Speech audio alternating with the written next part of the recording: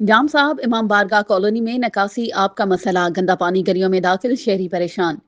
जाम साहब शहर के बस स्टॉप के करीब इमाम बारगाह कॉलोनी में गटरों की सफाई न होने के बायस गटरों का पानी उबल कर सड़कों और गलियों में फैल गया। गंदे पानी के जमा होने से सैयद पाड़ो, लांढर मोहल्ला, जट मोहल्ला और मजीदानी मोहल्ला के रिहायशी शदीद मुश्किलात का शिकार हैं।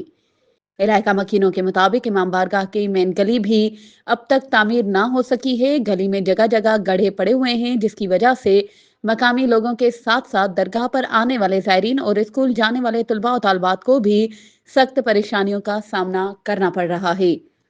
शहरियों का कहना है कि टाउन कमेटी में 30 लाख रुपए से जायद बजट होने के बावजूद इमाम बारगाह कॉलोनी के मकीनों को गलियों समेत किसी किस्म की सहूलत नहीं दी जा रही। इनके मुताबिक टाउन का बजट सिर्फ मनपसंद अफराद पर खर्च किया जा रहा है।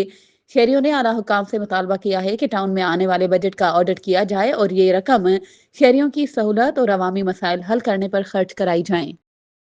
मजीद खबरों और अपडेट्स के लिए हमारे चैनल को सब्सक्राइब करें और बेल आइकन को प्रेस करना ना भूलें।